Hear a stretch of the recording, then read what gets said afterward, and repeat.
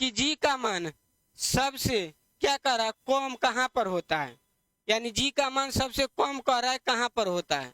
ठीक है, अब देखिए ऑप्शन क्या है, विषुवत रेखा पर। ठीक है, अब देखिए उत्तरी ध्रुव पर, कर्क रेखा पर, या दक्षिणी ध्रुव पर। तो आपका ऑप्शन क्या होगा उसको देखते हैं यहाँ पर।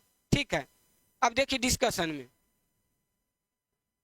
यह आपका हो गया पृथ्वी। ठीक है, ये हो गया विषुवत रेखा, यानी हम इसको 0 डिग्री कहते हैं, तो इक्वेटर इसका नाम है, इक्वेटर।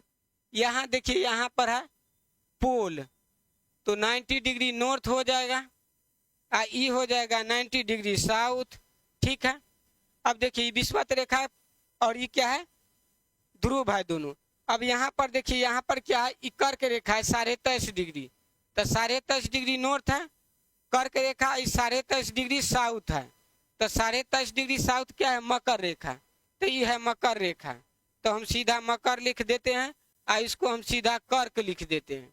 ठीक है, अब देखिए अब जी का मान कहाँ पर ज्यादा होगा दोस्तों, तो जी का मान ज्यादा होगा आपका कहाँ पर, ध्रुव पर। अब कहिएगा जी का मान यहाँ अधिकतम, जी का मान क्या होगा, अधिकतम होगा। लेकिन विषुवत रेखा पर क्या होगा, तो यहाँ पर जी का मान न्यूनतम होगा, यानी सबसे कम होगा।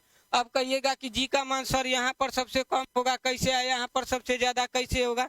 तो देखिए सबसे ज्यादा यहाँ पर त्रिज्या पर निर्भर करता है। यहाँ इसका देखिए इसका रेडियस क्या है, कम है, और इसका रेडियस क्या है, ज्यादा है। तो जहाँ जिसका ज्यादा रेडियस, ठीक है, वहां पर क्या होगा, जी का मान कम होगा, न्यूनतम होगा।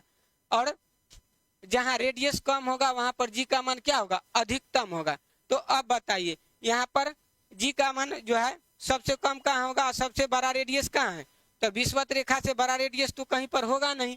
ठीक है, तो विषुवत रेखा पर क्या होगा, जी का मान सबसे कम होगा। तो आपका आंसर क्या होगा यहाँ पर। अच्छा, अब कहिएगा कि सबसे ज्यादा कहाँ पर होगा, तो देखिए यहाँ इसका ध्रुव का त्रिज्या क्या है, कम है, यहाँ पर भी ध्रुव का त्रिज्या कम है, तो ध्रुव पर क्या होगा, सबसे ज्यादा होगा जी का मान। तो ध्रुव पर क्या होगा, अधिक होगा जी का मान। ठीक है, तो इसको ध्यान में रखिएगा।